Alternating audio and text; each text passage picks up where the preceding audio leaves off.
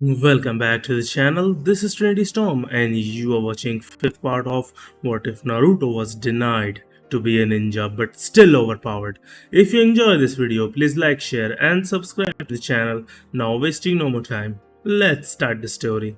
It took a long time to question all of those people, and Naruto had to build up his Uzumaki stamina so he could stay awake through each one.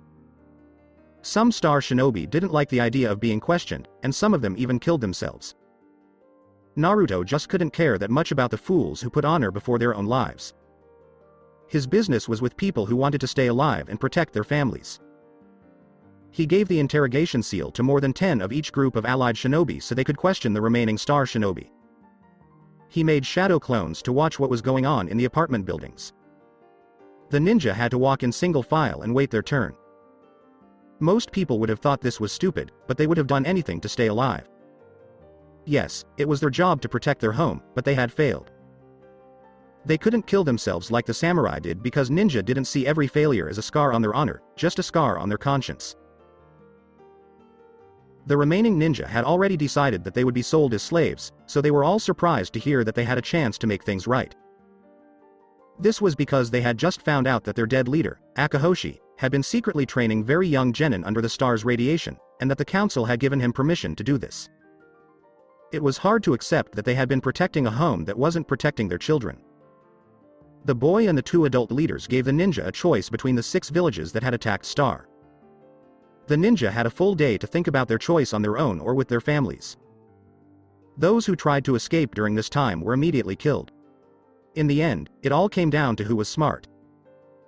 Most people chose to move to Wave because it was even better than their own village, with all the free land to farm and natural resources buried in the ground. The next highest ranking star families chose to move to Waterfall, then to Fang, then to Marsh, then to Smoke, and finally to Chill, which was only for people who liked to be on the edge of their seats. They were told that if they ever wanted to become active shinobi again, they would be constantly watched and have seals put on them to keep them in line, but they weren't told about the last part. They agreed to the leader's rules, and what would be called in history books the Great Star Moving took place. Yumi had also arrived and joked with the other 3 leaders that she didn't think so many people would want to move to Chill. Through the underground tunnels, they left Star, which was left as empty as a ghost town after all the valuable knowledge and money was taken out and shared. Most people would think it was bad to make families who had lived in Hoshigakure for generations move, and Naruto wouldn't mind being called evil, but it was always the retaliation that was remembered, not the attack that caused it. He would defend what he did by saying that he had shown Wave that he wouldn't be soft on people who tried to hurt his home. The star families who had to move were given new places to live, like hotels or modern-sized apartments outside the wall that were still well inside the protective barrier. Wave was still going through a lot of rehabilitation, but even after making up to 50 training grounds out of the free land, they still had acres and acres of land to use. Not because he wanted to use up all of his land, but because he was realizing how big Wave country could be. A few months after he freed Wave, he found an underground water source that was different from the sea and made it the main source of clean water for the houses. He also found that absorbing seals on steel roofs turned them into solar power right away.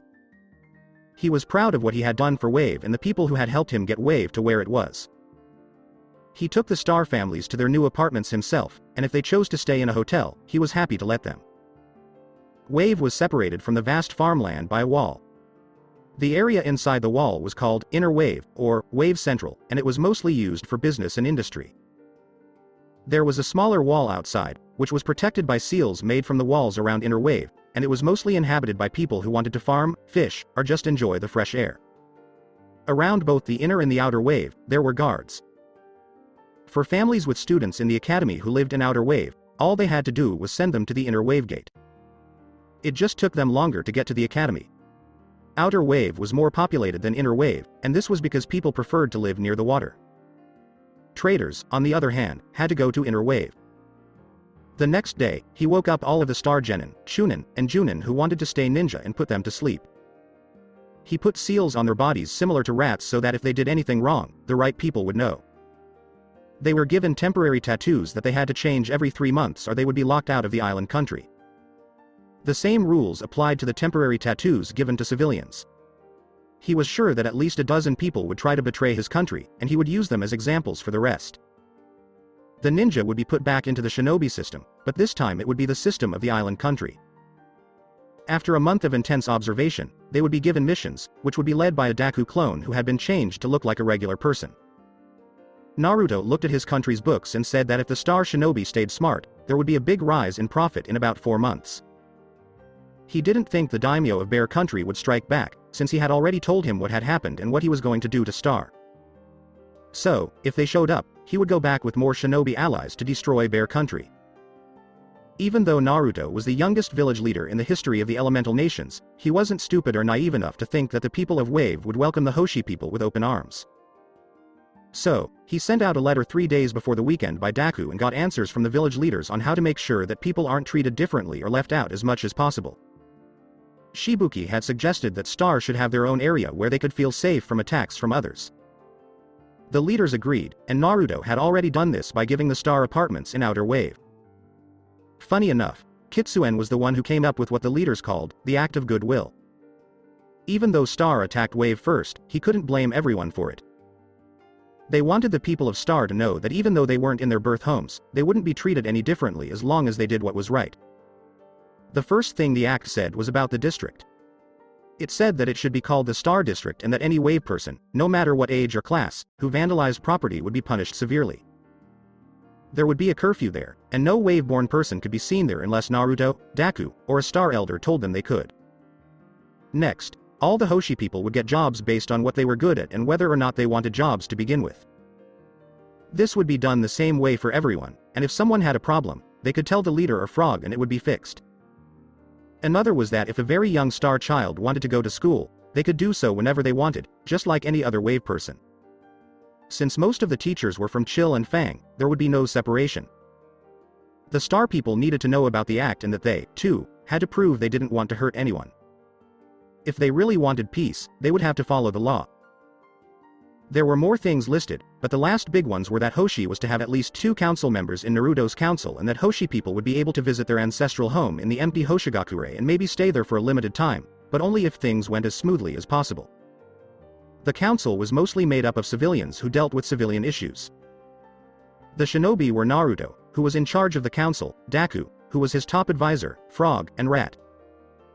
The Star had to choose at least 2 people to represent their civilians and their shinobi, but the shinobi didn't have the final say, just like the shinobi under Wave. Even though Kitsuen was a laughing, pot-bellied man, he had shown that he was as wise as Shibuki, who was the same age as him. Naruto would slowly bring Wave and Star together until everything was under Wave's control. This could take a long time to work out, but the young leader was ready for the journey. Before he left his country, he signed 3 contracts for new buildings to be built in Inner and Outer Wave. 2 of the contracts were for buildings in Inner Wave, and 1 was for a building in Outer Wave.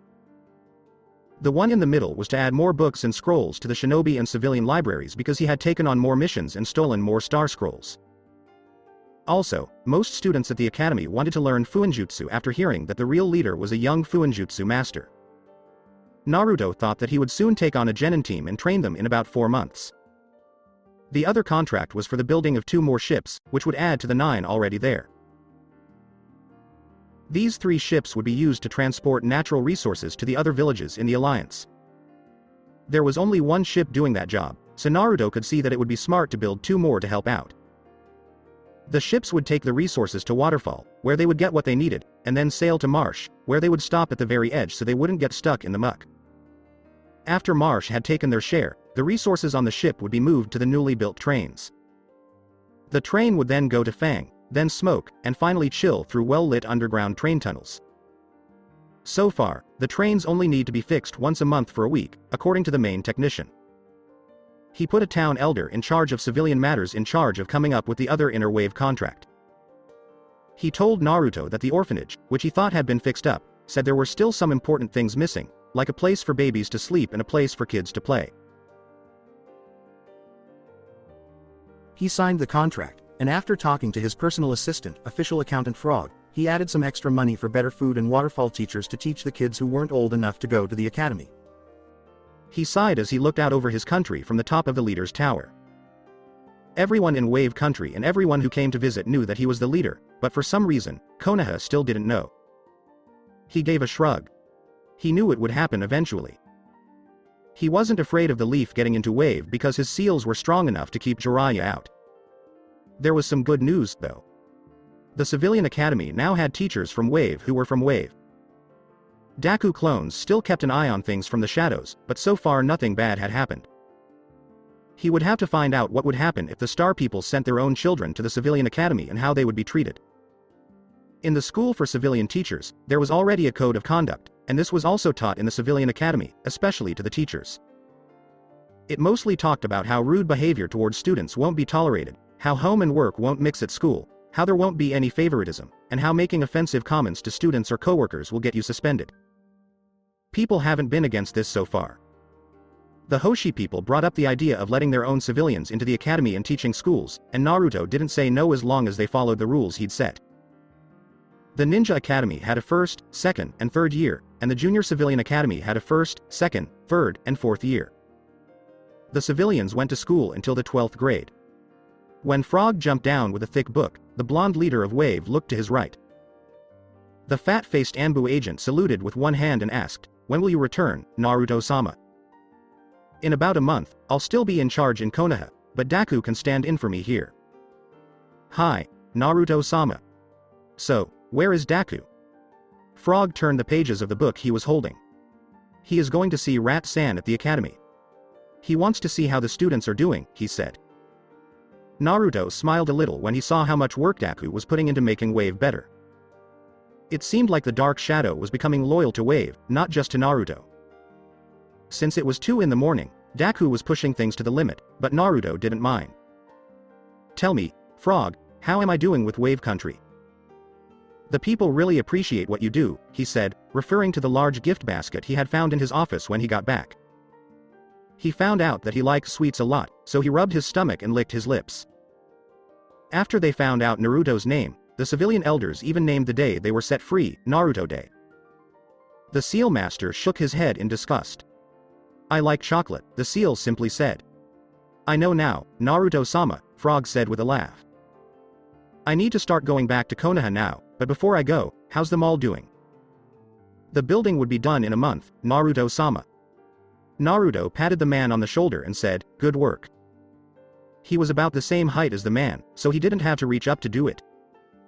He took a small pill out of his sleeve and whispered, "Expand," to make it grow into his seal board.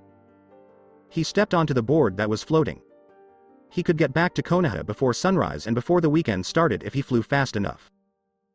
He bent down a little to get in place, and then sped off into the dark. Zetsu said, "I know who the leader of the Wave is." He had just come out of the ground next to the Uchiha in a mask, who was talking to Nagato and Konan alone in the throne room. Both sides of the plant creature laughed. "You'll never believe who it is," they said. "Tell me," the red-masked man said, noticing that Pain's Rinnegan eyes were just a little bit interested. He should be, since the few shinobi he had noticed had been causing big problems for the Akatsuki ever since Wave had been freed. For example, Haku had gotten the bounty of a higher-ranked ninja before Kakuzu, and it wasn't the first time either. When Zabuza and Kisame ran into each other, they fought, but neither of them could beat the other. In the end, they both ran away because they couldn't win. The Demon Brothers even got rid of most of Sasori's puppets and poisoned Deidara when they tried to get their bounties. The only reason the 2S rank Nuke Ninja are still alive is because the Suna missing ninja took the initiative to bring out one of his best cards, the third K's Cage. Wave didn't know it, but they were making the Akatsuki move more slowly. "It's the Kyuubi Jinchuriki, Naruto Uzumaki." Here, Pain sat up a little and opened his eyes a little wider. "Is this the same child that Kisame and Itachi tried to catch but didn't catch?" "The only and one leader Sama." "He's a lot scarier than I thought," the holder of the Rinnegan said as he leaned back in his throne. "Hi. His knowledge of Fuinjutsu is so deep that he was able to make a chakra restraint and draining seal that was super powerful just by touching the ground. I think he has more secrets than any of us expected, Leader Sama." "This could be a problem if Kisame goes," he said. "If the man stepped on Kisami's invisible trap, he would be drained right away. Plus, he was in charge of Zabuza. That's not all. Since I wasn't able to get into Wave or any of the other villages they are allied with, I can only assume that their protective seals keep me out." This part was true. The seals around the allied villages can detect even the smallest amount of chakra, natural or otherwise, and push it away if it doesn't see the Wave tattoo. Since the seals also covered going underground, Zetsu had to learn this the hard way. Nagato mumbled, then he's very strong for his age. Maybe I judged him too quickly. Hi, what level of Seal Master is he? Obito nodded. From what I've seen and heard in the camps just before the invasion, I think he's a level 9 and getting stronger. He also helped Tsunade and Jiraiya fight Orochimaru and force him to run away. Who is this mysterious person that Kisame was talking about? Naruto calls him Daku, his loyal shadow. I can only assume that he is one of Naruto's seal creations. Which makes sense for why he beat Kisame at Taijutsu, Conan said quietly. Hi, so far he has no limits in terms of strength or speed. Obito said, Rai should go with Itachi and Kisame to fight him. It should only happen when he is away from Wave, maybe on his way to Konoha, Pain said. Zabuza wouldn't be there, but I think Daku would get there quickly enough. If all else fails, I want you to go get him, but I don't think he'll get away with all these precautions, Obito grunted as he turned back to the window and watched the rain fall aimlessly. He may be able to beat 3S rank ninja, but he can't hope to beat a god and his angel, he told Conan, but he did so in a way that boosted the man's huge ego. That's right. Zetsu, I want you to stay with Naruto and learn more about him. Everything we know about him is very valuable. Hi, and Zetsu slid into the ground and sped to Konoha. Zetsu had been sending small notes to Akahoshi, telling him that Wave was getting too strong and that strength belonged to Star. This was the only way that Naruto was found out. The man was very crazy to begin with, so it only took a few weeks for his tricks to work. If the leader of Wave wanted to show that his country and, by extension, his alliance were not to be messed with, he would have to fight back. If he didn't, he would look like a weak leader. The only problem was that the invasion would be known to every other country. Naruto squinted as he burst out of a cloud a mile from Konoha and quickly fell to the ground. He did some hand seals and slid straight into the ground, as well as switching the affinity going into the board to Earth. Earth release. Hiding like a mole technique, the ground only moved a little after he entered, and he held his breath as he surfed full speed to the gate and got in. Just as the sun was splashing golden-orange rays all around, he popped out of the ground, and a Daku clone dressed as Naruto opened the door to his flat. The boy quickly stopped the flow of chakra into his seal board and jumped onto a couch as the board hit the wall. He took his time to catch his breath, covering his eyes with his forearm. He waved his hand silently, and his shadow clone ran to the kitchen to get Naruto a glass of water. Naruto drank it quickly. After that, his house was quiet. He opened his eyes and sat down in his hover wheelchair, which his clone had brought to him. He moved the chair to his desk and rolled his neck before getting back to work, since he didn't need that much sleep anyway. The blonde seal master stayed in his flat because he didn't want to live in a big place like the Namikaze mansion. However, he did go there sometimes to keep it in good shape and read scrolls. He was working on a way to talk to the villages he was friendly with without having Daku clones run around or calling them. He wanted each leader to have a special seal on their desk and on the desk of their personal assistant. If they put a letter on the seal and called out where they wanted the letter to go, the seal would take the letter to a connecting junction seal and then to the village the person originally wanted the letter to go to, or maybe directly to the village the letter was meant to go to. Since he signed the alliance agreement with the other villages, he had been thinking of ways to do this.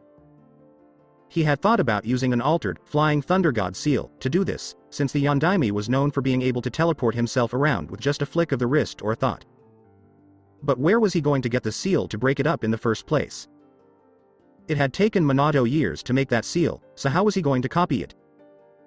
Before he found out he was the son of the fourth Hokage, he thought this.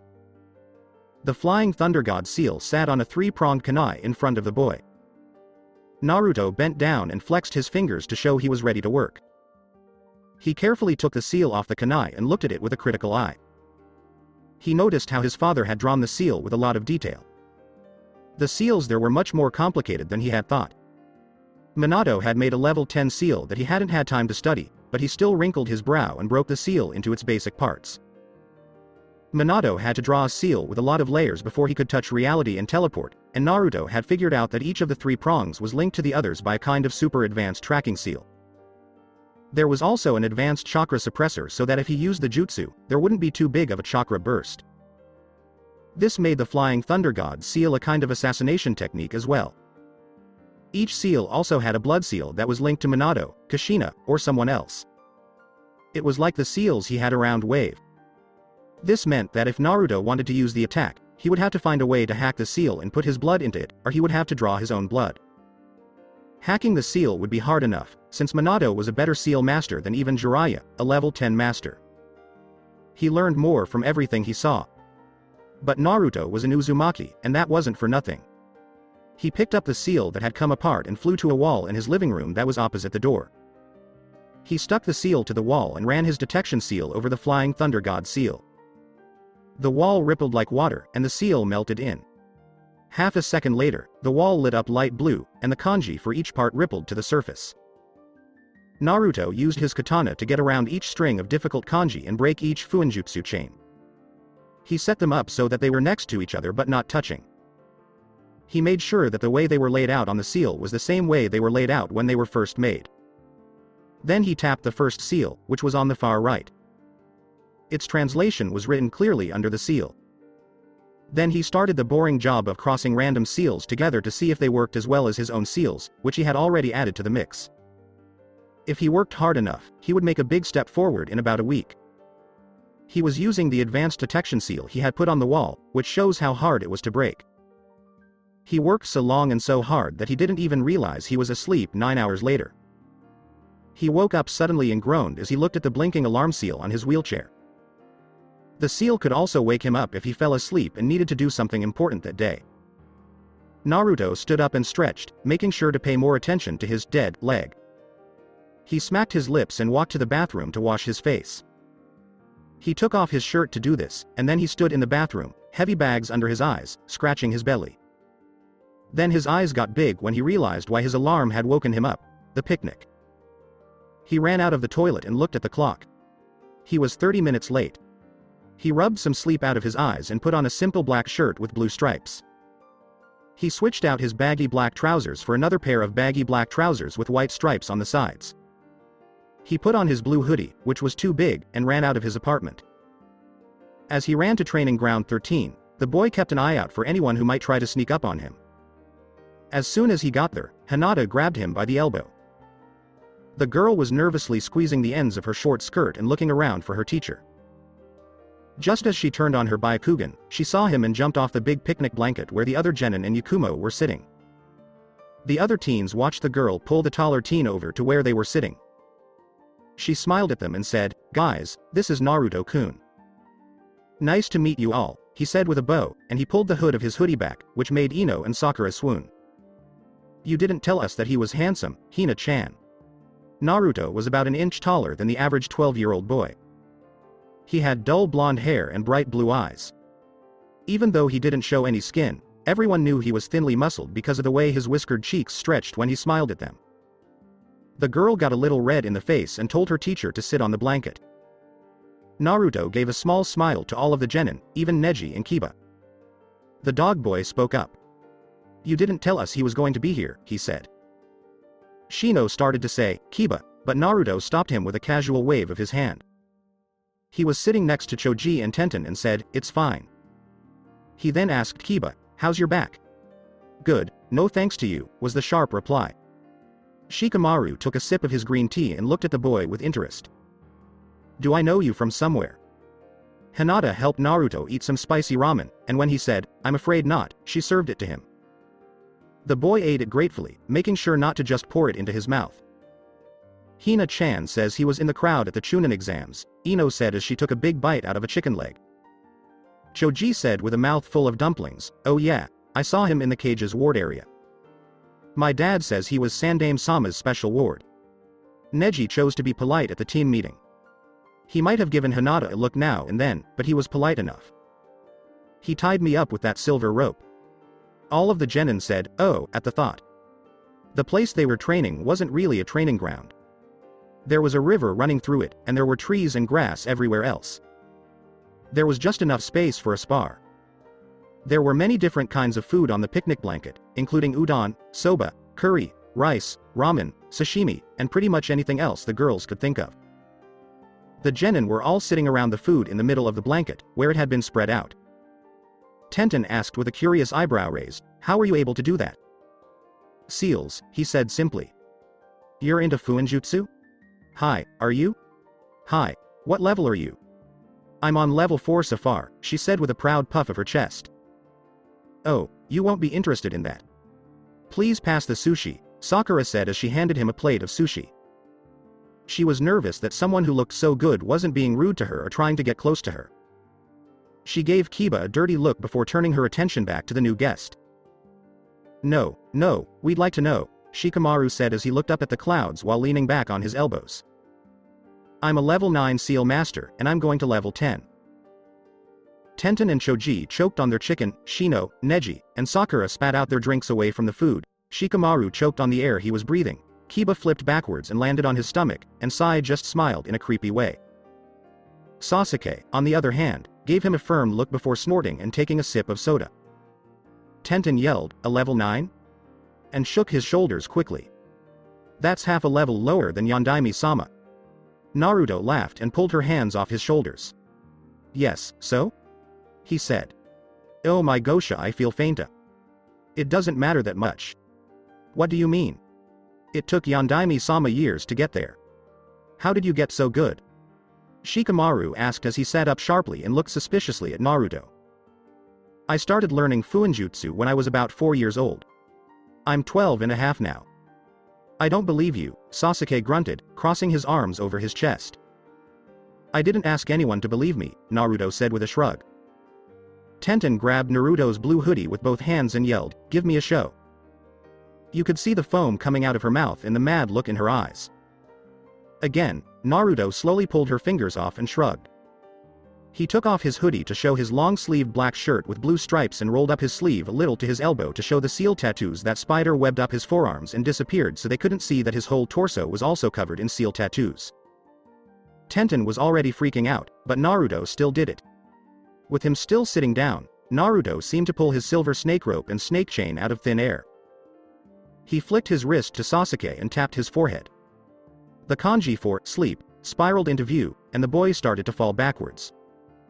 Naruto caught him with his snake rope and pulled him back up. Then he threw his chain at him again, and the boy sputtered awake. Naruto let go of his snake. He told the rope in his mind to move to his hand, and it did.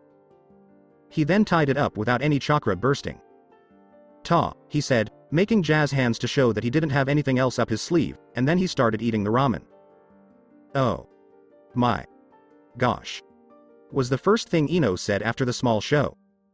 It happened so quickly that they were almost sure it didn't happen, but Neji's wide mouth told them it did.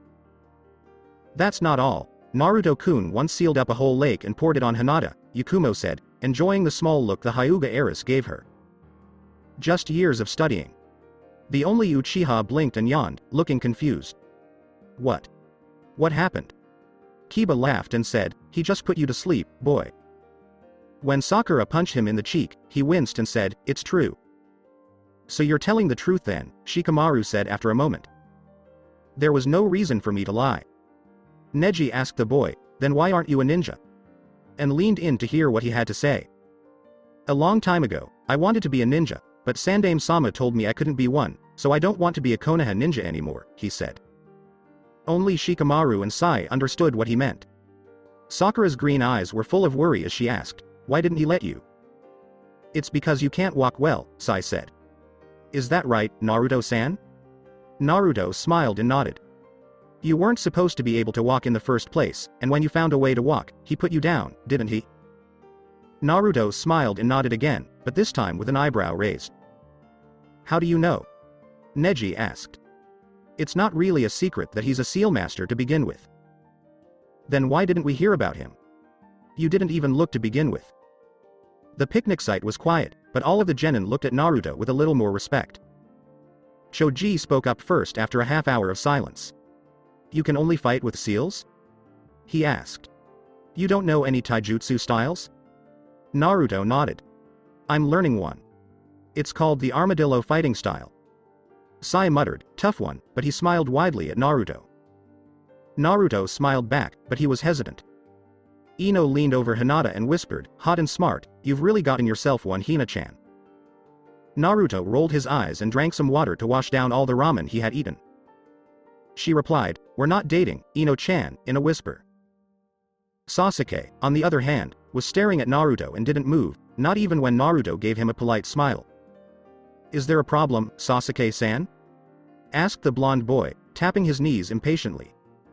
By any chance, do you know how to get this off of me? He asked Naruto, pulling down his collar to show him his cursed seal mark. The containment seal covered it well enough, but Sasuke still had to work to keep it in place. The seal master scratched his chin and gave the Uchiha a piece of paper with a single dot on it. Put that over the seal, he said. The boy did as he was told, and the dot grew until it looked exactly like the cursed seal on Sasuke's neck. Sasuke looked at the piece of paper with interest, but when Naruto asked for it, he gave it back. Tenten also looked over his shoulder at the seal, but she couldn't believe how complicated it was compared to what she was used to. I like challenges, and this is a challenge, Sasuke-san. I'll see you in a week. Where can I find you? I want to talk to you alone about something. Hinata or Yakumo can show you where I train most of the time. This was just another thing he had to do to stay busy. The Uchiha nodded and tried hard to make a smile, but it was hard to see. Sakura swooned and said, Sasuke-kun. All of them sighed and shook their heads in disgust. Sakura might have gotten better by eating more, but she might still like Sasuke. The boy with black hair grunted and looked up at the sun. He saw that it was getting close to sunset and said, It's getting late, I have to go home, even though no one was waiting for him there. When Tenten saw that it was getting late, her shoulder sagged. Yeah, Tu-san must be worried, she whispered to Hinata. I want to know where he trains, too. The girl with purple hair laughed and said, Sure. Neji swallowed his pride as he said, Me, too. I have a request. Naruto raised his eyebrows in surprise but still gave the Hyuga branch member a thumbs up. Hinata asked playfully, anyone else? She was pleased when all of the genin, even Sai, nodded.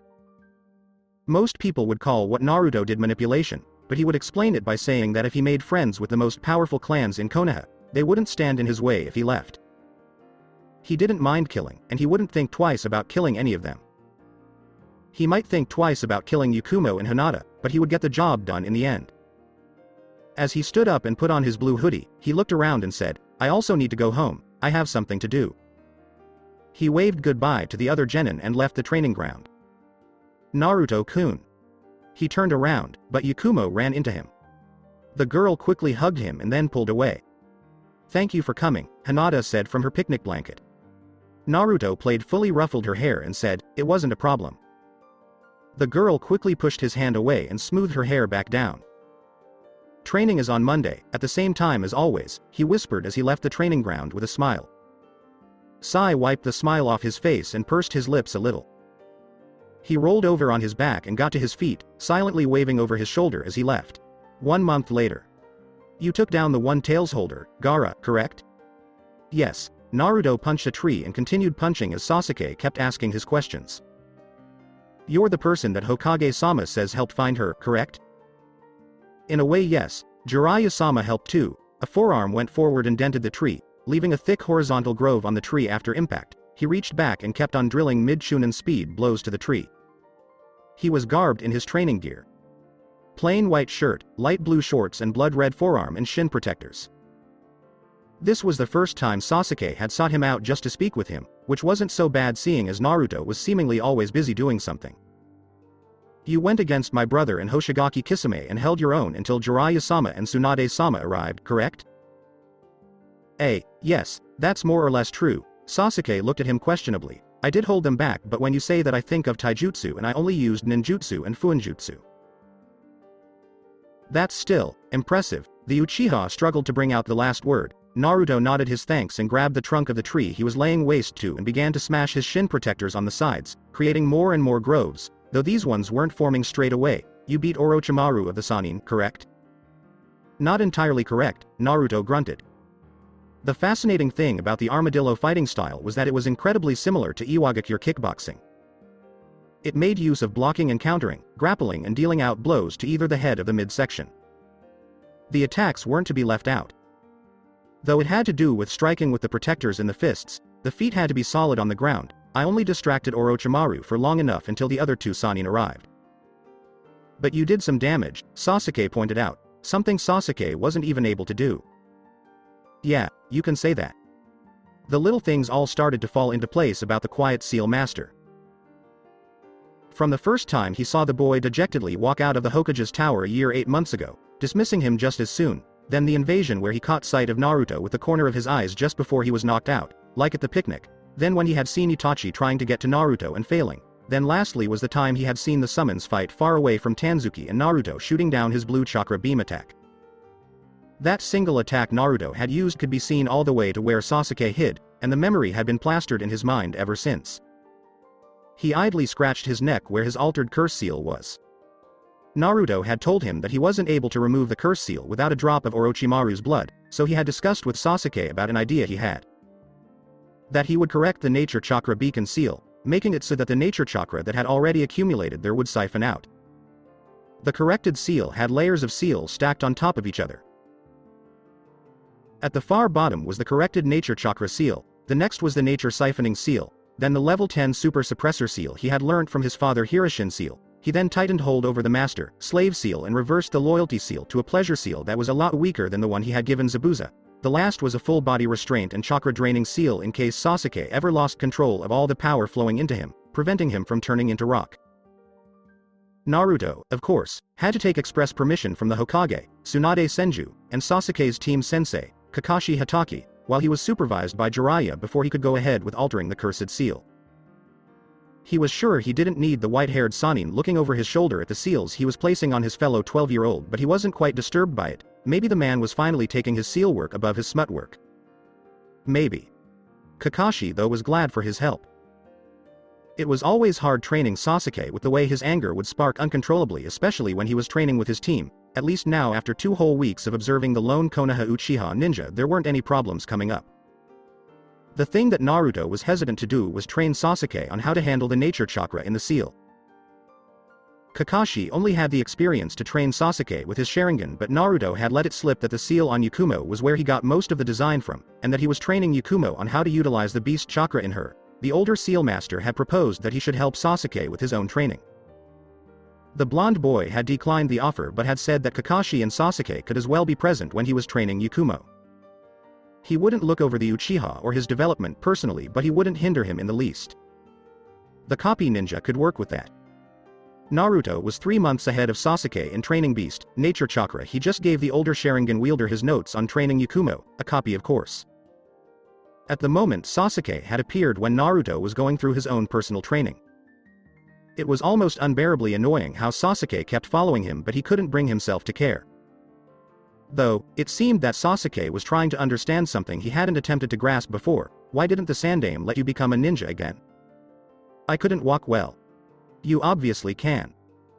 He didn't see it that way. This time Naruto began to pummel his fist directly to the bark, turning his knuckles red, but he ignored the pain and powered through. Where is this coming from, Sasuke-san? The black-haired boy began counting on his fingers. You became a level 9.5 seal master in 8 years. You can beat any Junin with just your seals. You helped beat up Orochimaru. You changed my cursed seal. You're training Hinata Hyuga and Yakumo Kurama. Do I have to continue? Naruto shrugged. Train me. No. Why? I have enough students for now. 1 more won't make a difference. Then I have to run you up on where Hinata and Yakumo are. He remembered a spar between the Hyuga heiress and the Uchiha. It had ended with Hinata victorious because she had used all of her pent-up raw strength instead of her usual custom gentle fist style. Her style made use of more high kicks and outright punches rather than 2 palm strikes. She didn't make use of any jutsu, just her Byakugan and her strength to match up and overcome Sasuke. It was a humbling feeling for the boy to see the formerly quivering Hyuga stand so confidently over his beat-up body. That will take a full month of intense training that I would prefer training myself in taijutsu, plus I don't think Kakashi would appreciate it if I trained you as well. He won't care. Sasuke refrained from growling, though he did clench his fists at his sides. Naruto stopped and leaned on the tree with his shoulder, crossing his arms over his chest. I could just give training scrolls to Kakashi-san. He emphasizes team training. If you give scrolls for me you have to give to the rest of the team too. Then the remaining genin teams will think that's partiality and demand training scrolls as well.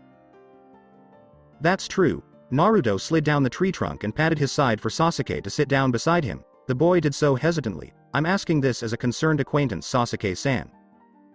What is your goal in life? You have years of being a successful ninja ahead of you and I may always be confined to this village. Pure lie. Why are you in such a rush? Sasuke pulled his legs to his chest and stared out over the trees ahead of him, at the orange clouds that blocked the mid-afternoon cloud.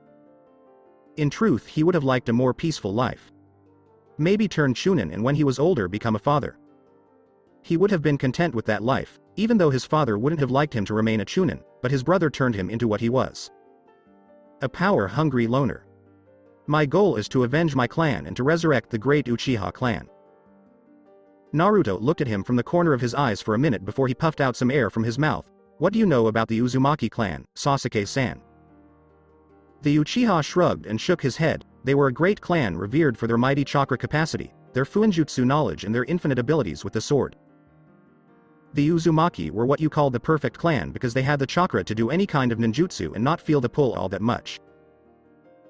I have twice as much chakra than Orochimaru at the moment and growing, expanding. Sasuke's eyes widened, not even realizing that Naruto's chakra was also getting denser by the month with all the Kyuubi chakra flowing through it. My clan was destroyed by the coalition of Kumogakure and Iwagakure villages, all because my clan were too powerful and they feared invasion.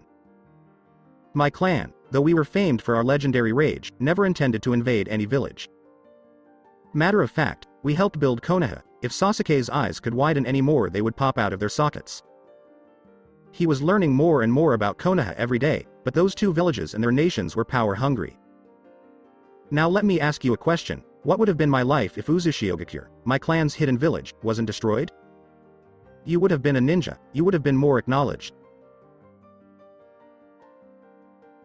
I would have been happy. Naruto smiled thinly. I would blame Iwa and Kumo for how miserable my life has been. I would set my sights on destroying them.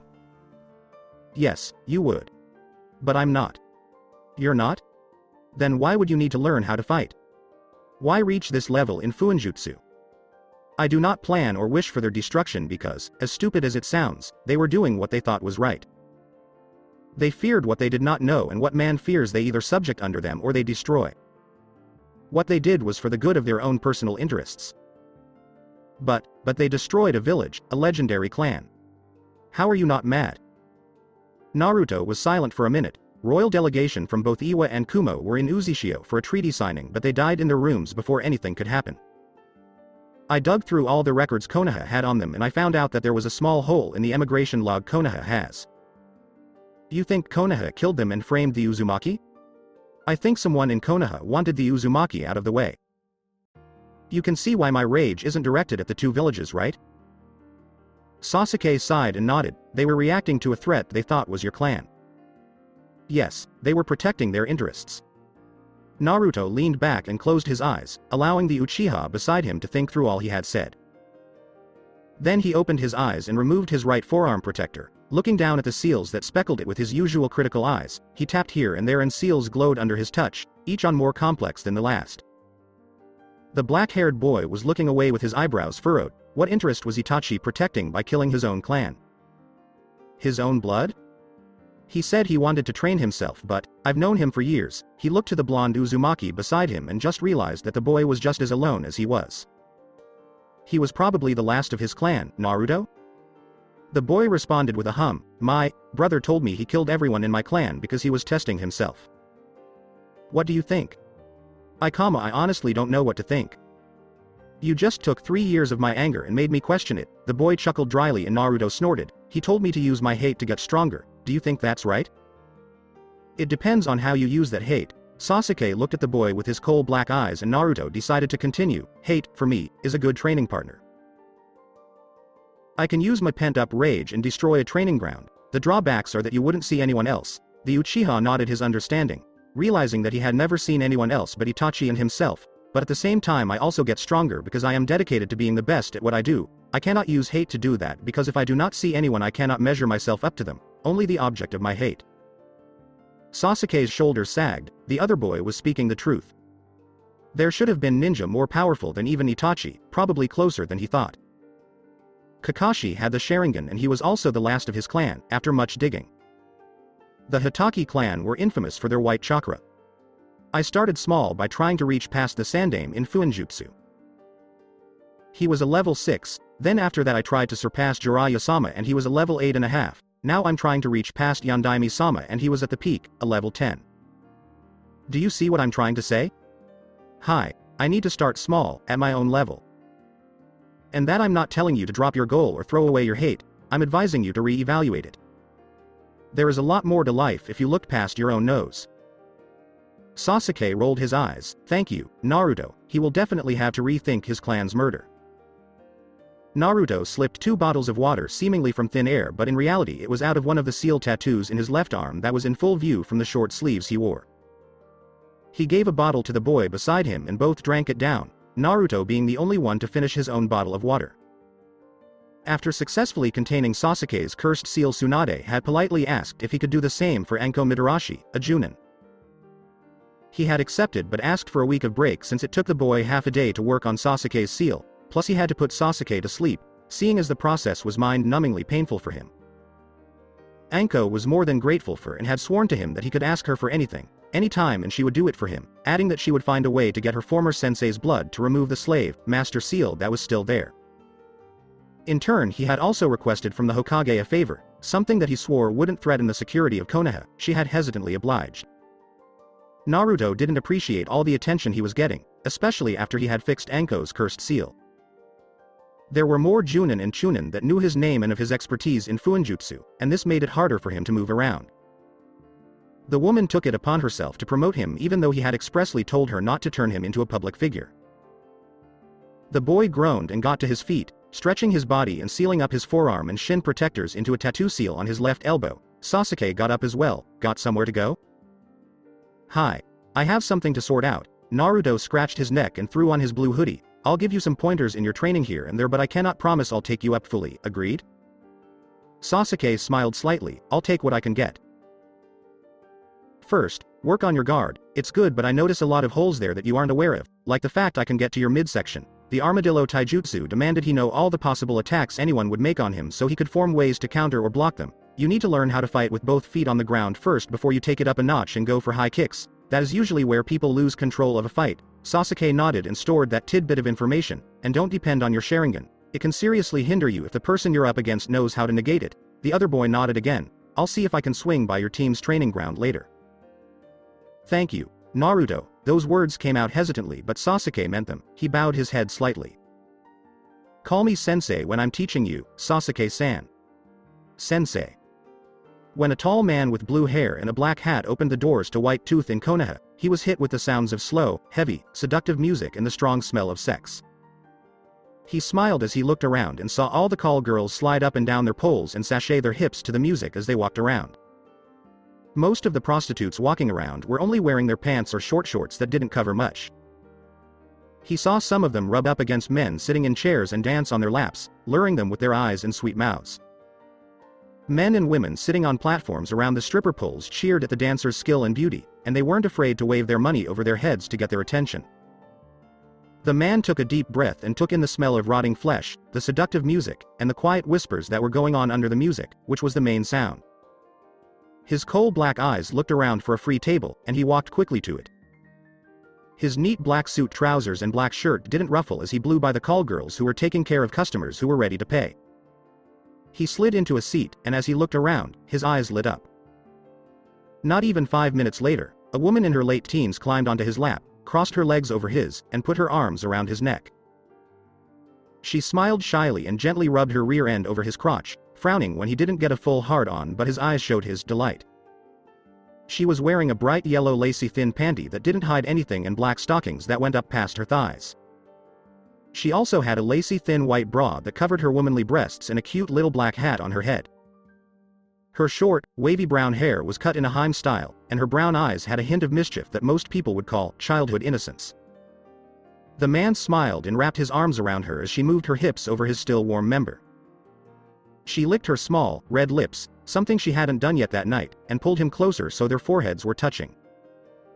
He ran his hands over her shapely body, enjoying every curve and the way her rear bounced after he lightly slapped it. He cupped both of her cheeks in his hands and smiled as she moaned into his shoulder. In the dim light, her very pale, white skin seemed to glow a little. I came to have a good time, she said as she tried to kiss the corner of his lips. Are you ready? He asked by pulling his head back. I want to be liked. Both of them stared at each other, and she slowly pulled her left arm back, briefly showing the 4 horizontal waves that were tattooed on her biceps. She put a strand of her brown hair behind her ear and blushed as his arms tightened around her, and she felt him draw circles on her lower back. "The wife is giving me some trouble at home, honey. I'm just here to talk," she said as she counted the circles. 1, 2, 3, 4. She said with a cute pout and a slow kiss on his neck. "Are you sure you don't want us to take this to my room?" "Very sure," he said in a simple way. "What do you have for me, Mole?" asked the woman, sitting back gently on his lap.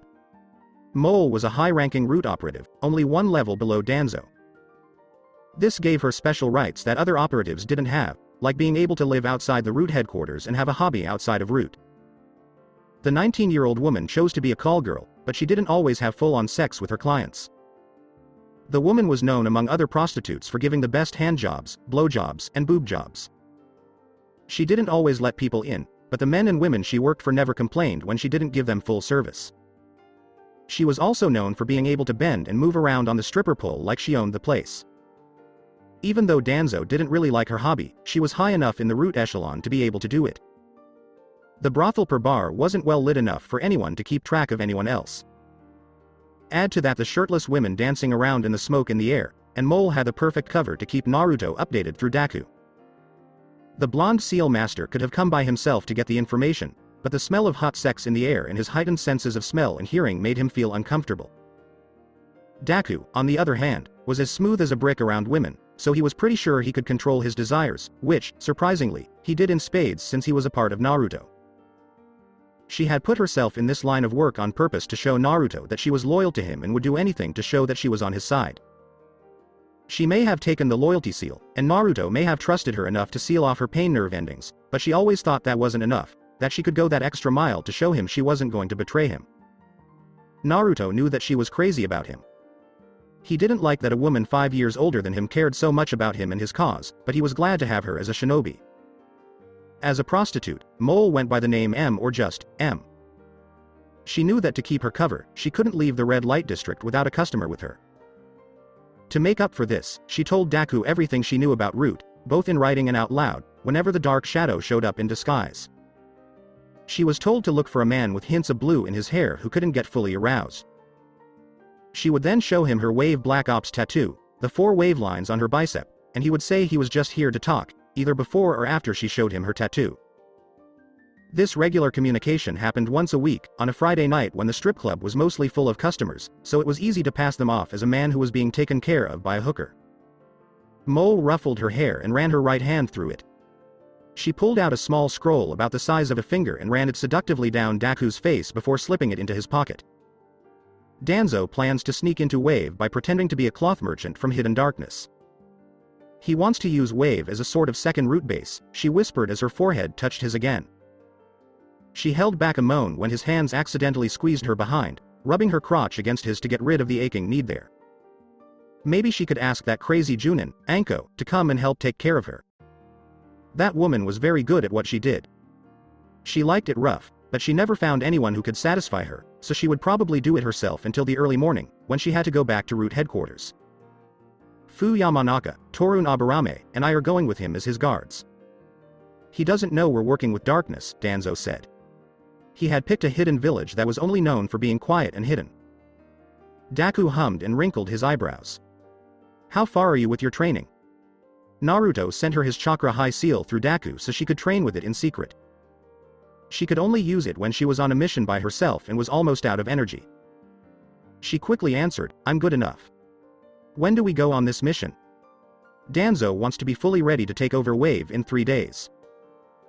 Before that, will you be ready if Naruto-sama wants to destroy Root? Hi, I will always be ready, she said with conviction in her eyes. I'm not sure if Naruto-sama would do that, but if he did, he would probably expose Root. I am not sure. Still, stay vigilant. Hi, Daku-sama, she said. The Henja's seal creature nodded and pulled her in for a hard kiss, making sure to nip her bottom lip slightly and turn the young woman into a pile of goo on his lap. Maybe it was because Daku came straight from Naruto, or maybe he had read up on ways to make a woman happy just by kissing her, but Mole was sure she had never reacted this way to other men.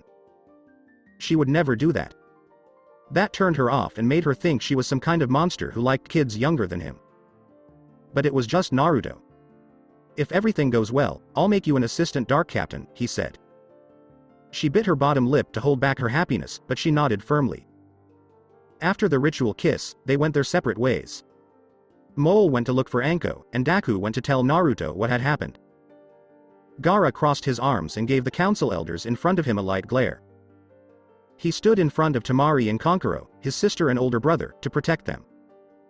The red-haired one-tails holder didn't move while the elders looked at him. I don't see how I'm ready, he said. You've changed a lot since the invasion didn't work. Konoha has decided not to fight back, but we are still kept at a safe distance, which is good. Chiyo, the oldest puppet master, spoke from where she was sitting next to the empty Kazecage's desk. Baki, the sensei of the Sand siblings, used to sit in the seat as interim Kazekage, but it was now empty. The elders asked Gaara to fill the seat officially. Chiyo and 3 other council members who he couldn't remember were the only ones there. I am still not sure if I'm ready. Do you love Sanagakure, Gaara? With all my heart, he said right away. Would you be willing to die fighting for Sanagakure? A different council member asked. Hi. Would you do anything to make sure Suna did well? Hi, I'll do anything I can.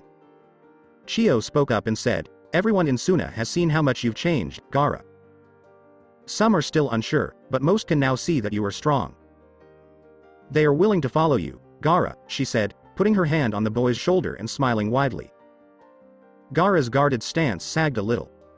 His arms were still crossed, but he no longer looked angry. He looked at the other council members and saw that they all nodded their heads in agreement. It had been months since the failed invasion, and Suna was getting better, but the village still needed a strong leader. His eyes got hard, and he gave a short, sharp nod. The old puppet master led the boy around the desk and had him sit down. When he did, the seals on the chair turned a light green-brown color to show that they accepted the Kazekage clan member who had just sat down. He let out a sigh, looked at his brothers Temari and Kankuro, and gave them a slow smile. His older sister wiped away a tear, and Kankuro gave her a discreet thumbs up and wink. The youngest Kage looked at the paper on his desk and frowned. The other council members saw this and winced slightly. Chiyo went back to her seat and nervously laughed. Oh, I may have forgotten about that. I don't agree. I won't let it happen. It's for Suna's own good. It will make Suna strong, Gaara-sama, said a council member who didn't give his name. You said it yourself. You'll do anything for Suna. This is a test to see if you're true to your word. The sand user clenched his fists on the desk, but his sand stayed calm. He took a deep breath and apologized to his brother, then to his sister. I'm sorry, Temari. Today, Naruto Uzumaki was offered a marriage contract. His heart broke when she stared at him with her mouth open. But on the bright side, he doesn't look like the type to get married, right? When Naruto sneezed, he pulled a handkerchief out of the pocket of his black trousers to wipe his nose. Excuse me, he said. Maybe it's one of your fans talking about you, Tsunade said with a snarky look in her eyes. She leaned on the desk and winked at the younger blonde who was sitting near the window. The boy rolled his eyes and sat back in his chair, which was next to the door to the office where he kept his wheelchair. I hope it isn't Anko-san, he said in a low voice. The woman laughed and went back to her stack of papers. It's still true that you're a big hit with the genin teams, she said after a minute. Do you think it would be a good idea to host a festival? You mean besides the annual Kyuubi festival, the Rice festival, and all of those other festivals? With his eyebrows raised, Naruto asked. Oh, I see what you mean, she said, putting the paper on what she called the later stack. Naruto went to the Hokage's office to take advantage of his favor, but he got sidetracked by the woman when she went on a long rant about why she agreed to be Hokage in the first place.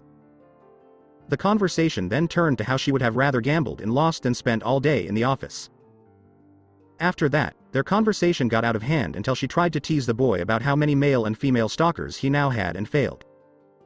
The boy was good at keeping his face blank, but the woman kept asking him over and over again. It wasn't unusual for the woman to ask for his opinion on things going on in the village that weren't necessarily secret and that she wanted him to help her with. The boy had shown unusual wisdom when it came to the affairs of citizens, which made him stand out among his peers. She bit the end of her pen between her teeth and looked up at Naruto as he cleared his throat. I came here to talk about something important, or things important, either is fine. It was 9 at night, and the only people in the Hokage Tower were the Hokage, the Anbu guards, Shizune, and the cleaners.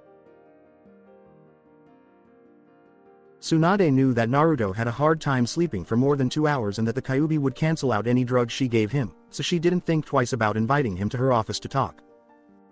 Talking to someone who was calm and collected helped her think better, and she could bounce ideas off of him. He never gave in to her rants, which was very good for her. Yes? She asked, looking at him with interest. She had a gut feeling that what he was going to say was serious.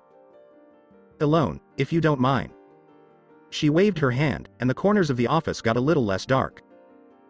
Naruto frowned and scratched the back of his neck to show her something.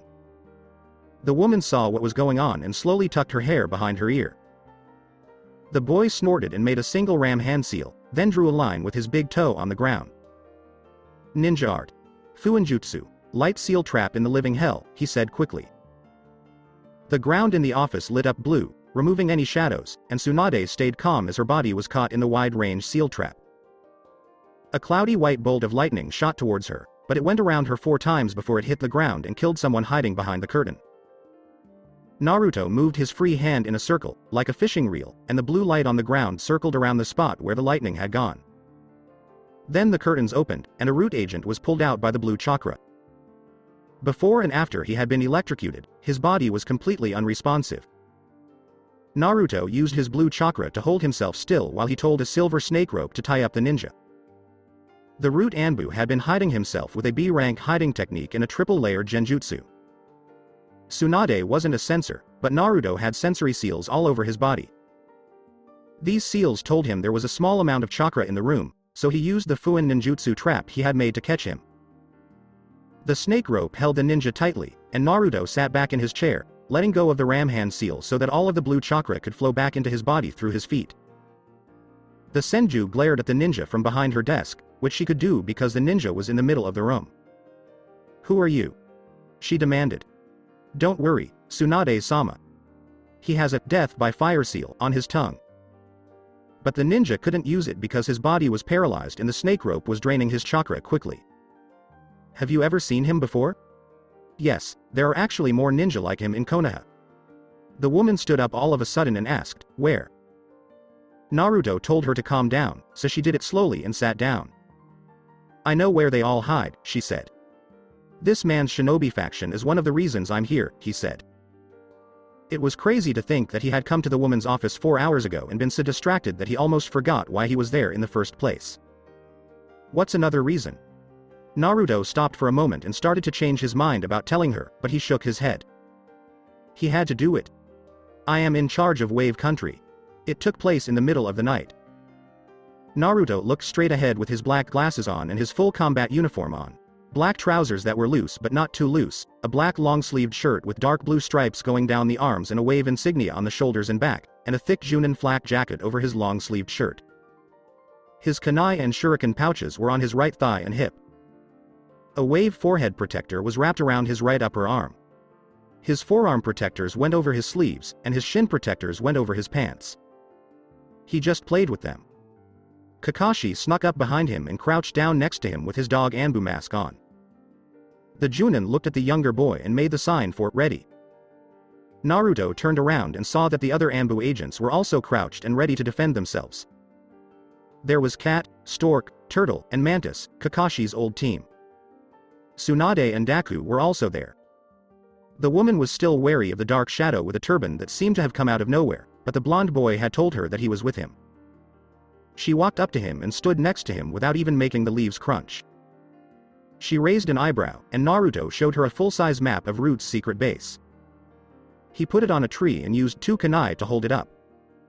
He first pointed to the door, then to the tree, and finally to himself and Daku. He then pointed to an entrance directly across from them and said that Kakashi and Tsunade would take care of it. He then crossed out the 5 escape routes and told them that he had already locked them, so no one could get away. The woman shook her head, and the guards behind them laughed quietly. She snapped her fingers, and a person stepped out of the shadow of a tree. Daku jumped into position, but Naruto told him to back off. A little light from the moon fell on the newcomer, and everyone saw that it was Shikaku Nara, the leader of the Anbu. She pointed at the man and then to the door, telling Naruto that he would be with the Anbu and she would be with Naruto and Deku. Naruto gave a shrug and a roll of the eyes. He adjusted his arm guards and nodded to let everyone know he was ready. He drew a clean line through the tree the map was attached to and frowned. He then drew a clear blue cross on the map and smiled when the tree creaked inwards, revealing a small set of stairs that led down into the darkness. Kakashi, his former Anbu team, and Shikaku went to the back entrance to start their part of the mission, while Naruto tapped the side of his glasses with his index finger. The screen flashed light blue. He was able to sneak into the darkness and lead the other two people behind him without being seen. He looked around and noticed the seals on the walls. He breathed a little louder and Tsunade and Deku stopped what they were doing. When Naruto put both palms on the ground, a spiral of seals came out, grew, and merged with the motion sensor seals on the walls, effectively stopping time. The light went out until it was completely dark again, and he continued to sneak down the route headquarters, making sure to breathe a little loudly again to tell those behind him to keep walking. The door to the tree closed behind them, and they went on their way with one goal in mind. Neutralize all root ninja and Danzo. Flashback. Tsunade let the news sink in while she looked straight into Naruto's eyes. She coughed into her hand and asked, "Yes, so? You knew?" asked the blonde boy, furrowing his brows. "Of course I didn't know, but based on everything I've seen you do, it doesn't surprise me that you lead a whole country." "Not that I was expecting it," she laughed, grabbing a bottle of sake from under her desk and drinking it straight from the bottle. "My question is," she said, wiping the corner of her lips with her wrist, "why didn't you tell me sooner?" "I'd rather tell my secrets when I want to," he said, crossing his arms. "But since I'm in charge of a whole country, I don't have to stay in this village." "I get that, and I won't mind if you stay in Wave. You did a good job with the defense, too. But the elders will give you trouble. You are Konoha's Jinchuriki, the Yondaime Hokage's own son. You have a seat on the Konoha Council, a large estate, and pieces of land all over Fire Country that Kushina bought. How are you going to deal with that? I know the elders don't want me to leave, and I know all the other things. My plan is to sell the land farther away from Wave Country and make the land closer to home part of Wave. You can have the seat in council, since you are part Uzumaki and that alone connects you to the Namikaze clan."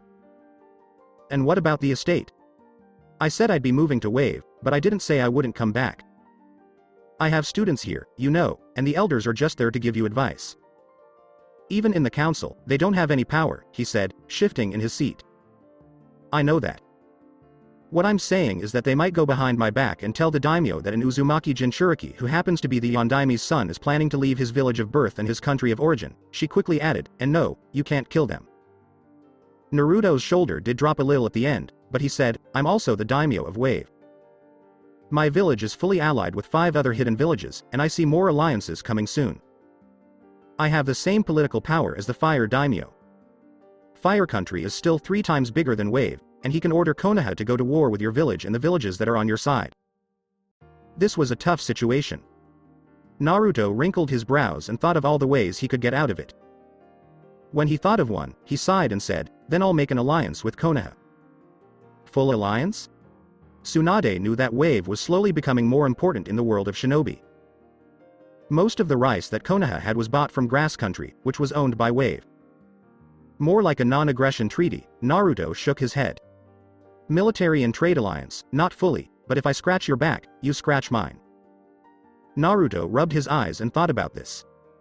Fire Country had the highest ranking missions, so if Wave did missions with Konoha shinobi, they would make money. He didn't have anything to trade with Konoha that he couldn't get from any other hidden village. He wasn't too happy about joining a village that had been mean to him from the beginning. Even though Wave had a good defense, its ninja system was still young. If the daimyo declared war on Wave, he was sure that his seals would keep the attacking shinobi out, but his own shinobi would have a hard time getting in. Think about this first, Naruto. Forget about the threat of attack. If another village attacks you, you have every right to ask for help. But at the same time I'm allied with 5 strong villages already. Then something came to his mind, the elders. I also came to talk about them. Tsunade motioned for him to continue. This shinobi, he tightened his snake rope around the Root Ninja, works for a secret faction in Konoha you aren't aware of called Root. They are led by Shimura Danzo. The Senju sighed and closed her eyes. She shook her head and said, "Of course he is. What about the other 2 fossils?" Do they know this? Here, Naruto opened a thick file on his middle finger and threw it to her, saying, "See for yourself." She opened the file with a flick and looked through it. The first picture showed Kohoru and Danzo in front of Danzo's house at night with a faceless masked shinobi kneeling in front of them. The picture was as clear as day, even though it was night, so she couldn't say it was faked. The next thing she saw was a handwritten report on all of her missions from a scary-sounding person named Mole. When she was 9, she was sent on her first mission, to kidnap some Kaguya members from Kiriagakure so that they could be tested to see if they had dormant dead bone pulse Kekkei Genkei. All of the children died during the tests. During the failed sound invasion, she was sent on a mission to kill some members of the civilian council. It kept going, and Tsunade's frown got even worse when Mole got to all the missions that every Root shinobi had done in the past that only she, Fu, and Torun knew about. Root went so far back that they were part of the reason Uchiha was destroyed and the Uzumaki weren't as strong as they used to be. A root ninja named Rat poisoned their water supply with a slow-acting virus that ate chakra, making them much weaker. It was awful. Then there were more pictures of the elders, most of which were taken on dark roads with a small group of root ninja kneeling in front of them or in what she could only assume was a part of a root training ground. These pictures were of poor quality and were taken from a long way away, so the person had to zoom in until the picture looked a bit pixelated. Tsunade looked at the pictures and tried to remember what her sensei, Sarutobi Hiruzen, had told her team about how to tell if a picture or document was fake. That the dates on the document should match up with the dates it was trying to prove. If there are small creases on the side but the paper is still new, it was probably copied quickly and is probably real. The pictures were made so that she could look straight at the edge of their bodies and see if there was any kind of distortion. Then she could look at the present ninja and see if they were also distorted. No fake picture was ever so present that the small bubble of difference was completely cut out. This was one of those times when she wished Jiraiya was there so he could use his skill at noticing small details to look over the papers, but the pictures looked too real to just throw away right now. The turned to the last page and almost squeezed the file with her hands. The document was short but had enough information. It talked about Danzo leading a military coup to get rid of Tsunade as Hokage. The old war hawk was sure he would have enough shinobi to do this in about a year. He had even taken things so far as to separate a few root ninja and train them for the coup. This was the most recent document, and it came after Naruto said he didn't want to be a shinobi and Tsunade said she would take the 3 elders away on a stretcher. The document about the mission had been signed by Danzo, Kohoru, and Homura. She put the thick file down carefully, made sure it was shut, and looked at Naruto. The boy never moved, but he always looked right at her. He spoke after clearing his throat. This makes the 3 elders guilty of criminal conspiracy and even attempted usurpation of the Hokage, which is punishable by death, so you can see that those 3 will die either way. She shifted in his chair and had the snake rope around the shinobi jump into the man's mouth, breaking the mask, and holding it open. Naruto got up, walked over to the ninja, and broke all the seals that kept him from talking. He then pulled a piece of paper with a complicated seal out of his pocket and slapped it on the man's forehead. After that, the kanji for truth appeared, which meant, he can now confirm everything you've seen. And prove that he did. The truth that came out of that man's mouth was like a waterfall of words. Tsunade kept asking him questions, and they could both see how hard the man was trying to shut up or even bite off his tongue. All to no avail, which is too bad. Do you think Sarutobi-sensei knew, Naruto-kun? She asked, getting up from her desk and standing near the window with her arms folded behind her back. The boy looked at her and shook his head. He might have, once upon a time, but Danzo might have told him that they were disbanded. She nodded slowly. I will ally with Konoha on something a current ally called mutual benefit. I scratch your back, you scratch mine. Deal? He stood up and put out his hand. She shook it firmly and nodded. Deal. Naruto gave her a light smile and patted her hand. You saw the plans to invade Wave, right? He is sure a busy old man. It would be his end, said the younger blonde as she let go of the Root shinobi's hand. I didn't mean to tell you this, but I'm planning a surprise attack on Root tonight. My spy in their ranks has told me that even she doesn't know Danzo's travel plans, whether he will take a secret passage or just leave today. All she and her peers are to do is be ready. The Senju Hokage rubbed the bridge of her nose and blew out some air. Tonight then. I'll put up an arrest warrant for Kohoru and Homura. She did so quickly and snapped her fingers. A cat mask wearing Anbu flickered before her and knelt down, she silently gave her the piece of paper, and with only a half-second pause in surprise, the ninja leapt out of the window to go and relay this to her commander. Both blonde village leaders agreed that Naruto would lead most of the shinobi in the charge because he knew where the main root headquarters were. The group they were taking was small, but well known for getting the job done. Within an hour, they both talked about Wave's alliance with Konoha and, by extension, the rest of the village's alliance. They also talked about how they would take down a bunker full of shinobi who had been brainwashed. They had agreed to kill all of the root shinobi who were right above the bottom rung. This meant that only the children who had just joined the group and whose loyalty seals and brainwashing hadn't fully taken hold would be spared and put back into society. Naruto had even said that Wave was the one who planned the takedown of Hidden Star, so he wasn't afraid to kill or fight strong opponents. He also had Tsunade with him, so he wasn't alone. Naruto jumped out of the window and came back 30 minutes later wearing his combat uniform. Flashback end. The three high-ranking shinobi were sneaking through a stone-walled tunnel. As the tunnel slowly lit up, Naruto raised his hand and pointed to a fork in the path ahead. He then took the path to the right. The two followed them and hid behind a small raised platform in front of the opening. They peered through the opening and saw that the ninja on the other side of the platform were doing kata together and occasionally yelling and grunting. They hadn't been found yet because Naruto put super suppressors on each of them. He did this because he knew that Tsunade wasn't very good at keeping her chakra under control. The root who was watching the training was a woman with short, brown hair and a slim body. The former Root Anbu member who became a spy at age 17 didn't know that an attack was happening, but she had told Deku that she would be ready if it did. The headquarters was divided into smaller groups. The largest group was where the new inductees, or orphans and kidnapped children, were shoved into rooms and forced to watch mind-numbing slides and videos, slowly hypnotizing them until the slides of Danzo going about his daily work, looking like a model human being. Before the loyalty seal was forced on the new recruits, this usually took 6 months to sink in.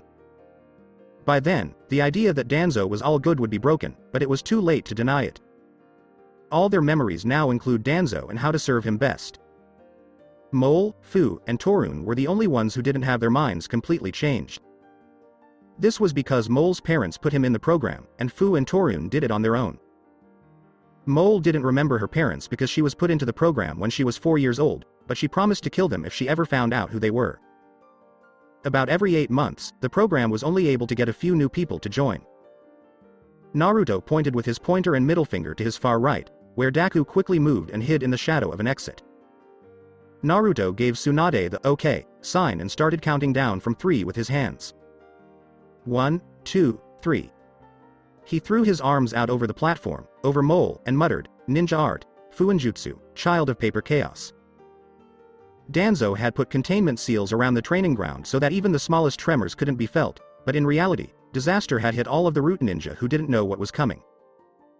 Mole turned around and pulled an odashi out of its sheath on her left thigh, but she quickly dropped to her knees in front of Naruto as he stepped forward. He gave her a silent nod and looked at the fire that had killed everyone there, leaving no one alive. "Time to go, Mole." She whispered her agreement and followed her master as he walked around the bonfire. When he got to Tsunade, he said, "The base is too big for just the 4 of us to walk together. For all we know, Danzo might be getting ready to run away. We should split up." She said, "Agreed, I'm with you," but Naruto shook his head. "No, I'm going with Deku," he said quickly before she could disagree. "I've been fighting with Deku for a while, and we work well together. Mole's fighting style complements yours, trust me." The blonde woman clenched her teeth in anger, but she agreed. "You two can go right, and we'll go left," she said. As soon as both Master and Dark Shadow went through the tunnel, the fight began. Deku dodged a kunai slash and kicked another ninja while Naruto flipped above him and hit the ninja with his elbow. Both Naruto and Deku dodged sword slashes and punched their opponents. Deku let go of a few weight seals, and Naruto also loosened his weight seals and moved quickly through the tunnel. Naruto hit a group of root ninja with his hand full of shuriken, and Deku shot a barrage of wood spikes at another group of root ninja. They ran into a room and were surrounded by ninja. The Seal Master's blue barrier keeps ninja from getting to him, and he used 2 snake ropes filled with wind chakra to cut through the crowd, while Deku punched holes in those who came after him and sometimes threw a poor ninja at Naruto so he could cut them up too. As the room got more crowded, Naruto held a single ram hand seal and touched the ground with his palm. A seal sprang to life, and Daku leapt up as it went into effect. The horde that was in the room suddenly froze in various attacking positions, and the chakra began to be sucked out of them painfully and forcefully into a storage seal on his pinky finger. Daku was busy jumping from ninja to ninja, cracking their necks, spinning it all the way around, and shooting wood stakes at others. Naruto and Daku ran out of the room, covered in blood and sweat, to a much bigger room and a much bigger training ground, where they met up with Team Kakashi, who were already beating up the ninja there. Shikaku had chosen to look over the new, half-hypnotized recruits. Lightning release. Deadly tracking fangs. Kakashi slammed his hands into the ground, and arcs of lightning bounced through the ground and electrocuted a wave of root ninja. He, too, was covered in blood, but not that much. He looked over his shoulder and saw Kat cut the throat of one ninja and stick her katana all the way through another. She kicked the person off and did 2 hand seals with one hand. Hazy Moon Night, she said as she swung her sword in a circle. Her team avoided the afterimages that flew after the movement and winced as they saw all the ninja who had been cut in half without knowing it. It wasn't that many, but it was enough. She took her basic kenjutsu stance and jumped back into the fight, vanishing in a flurry of sword strikes and cuts. Kakashi jumped after her to help, and the two of them worked together to kill everyone who got in their way. Mantis and Stork didn't seem to be in too much trouble either. Stork, who was holding a 7-foot-long bow staff, swung it around, and Mantis jumped from root ninja to root ninja, jamming his kunai through their heads and immediately going after the next one.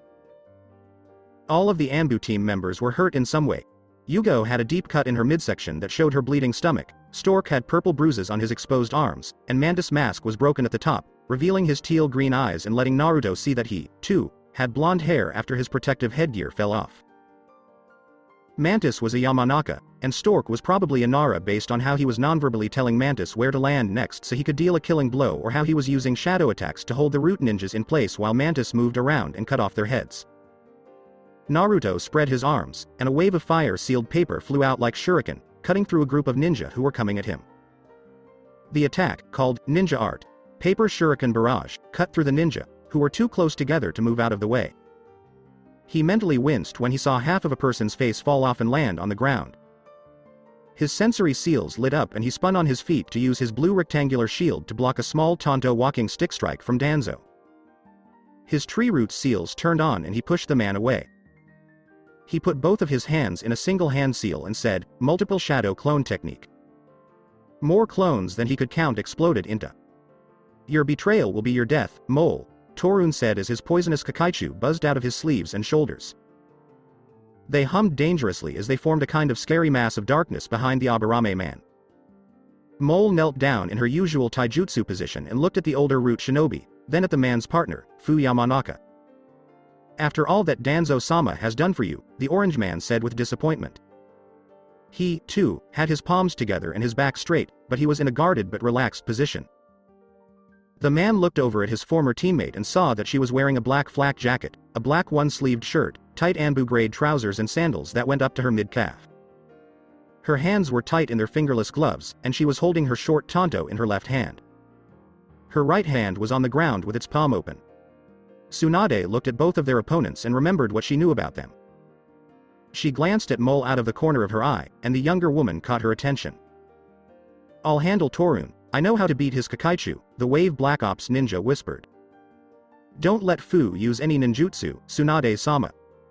"You really think you can beat me, Mole?" Torun said from across the empty, bloody training ground. They had just arrived because Danzo told them to take care of her, but it was too late to save the root shinobi that Senju and Mole had killed. Tsunade was breathing a little bit harder, and her fists and feet were covered in blood. Mole, on the other hand, only had blood on her weapon and her plain mask. "Yes," she answered to what the Aburame had said, whispering to herself. The men and women both ran to the men at the same time. Fu stayed back and fired through a few hand seals, but he had to stop when Tsunade sent over an earth shockwave. The Sanin pulled her fist back and smashed it on the ground. A spire of rock shot out under the Yamanaka, but the man showed his rank in the root echelon by making sure the deadly attack flew under him. He stood back up and grimaced when he saw 2 more Tsunades standing next to the first one. Mole dodged Torun's right hook, making sure to roll away from the mass of poisonous bugs behind him. The man mentally told his bugs to go after her, and she used her agility to flip sideways to avoid the tsunami of bugs coming after her. Just before her feet could meet the bugs under her, she poofed away in a smoky body replacement technique, which annoyed the man and made him order his hive to find her. They found her clinging to the edge of the walls. Torun gritted his teeth and ran long ways away from the attacks. He winced when he felt millions of his hive die from the lightning attack. He used his own attack jutsu, called Poison Cloud Technique. A sphere of bugs formed in his hands, and when he blew through it, a cloud of poison rushed to where Mole was hanging on the wall. She ran across the wall to get away from the attack while doing a very short set of hand seals. Wind and fire release, combination jutsu, wind meteorites, she said. She turned around and jumped back, ripped off her mask to show her moon-white skin, and blew as if she was going to yell at him. The result was a huge sphere of hot gas that burst out of the hold and grew until it hit the poison gas that was coming at her. She could hear the gas hiss as it hit her attack, so she blew 4 more wind meteorites and watched as the gases converged on them. Her attack used deadly hot fire stored inside a bubble that sucked in anything near it and burned it with the fire inside. She was able to stop Abarame's attack, which could have killed her, by using this method. Now that the air was clean and the meteorites were exploding, she ran to the older man with her sword held across her chest. Torun waved at her, and some of the Kakaichu buzzing behind him flew to her. She had no choice but to throw an explosive tag wrapped in a kunai at the bugs, which blew up right away. Even so, some of the dead bugs flew over her face and one short sleeve, which she wasn't able to cover. She could tell right away that her chakra was starting to be taken away and that her strength was going down. Torun appeared next to her in a chakra-less body flicker and punched her in the side. The blow didn't hit the skin, but it was still very deadly. He then hit her in the stomach, knocking out all of her air, and then kicked her in the face, sending her flying into a mass of poisonous Kakaichu. He grimaced when he saw her go up in smoke, but he knew instinctively that he had hurt the younger Junin a lot. Mole jumped out of the ground and slashed him across the chest with her short weapon. He leaned back and tried to grab her hand, but she pulled away in time, and Spartan kicked him back only 3 steps. This gave her enough room to flip away from the bugs that were trying to sneak up on her and stick to the wall again. She winced as the poison made her sick and blood shot out of her mouth and ears. That's when she decided to use her chakra high seal.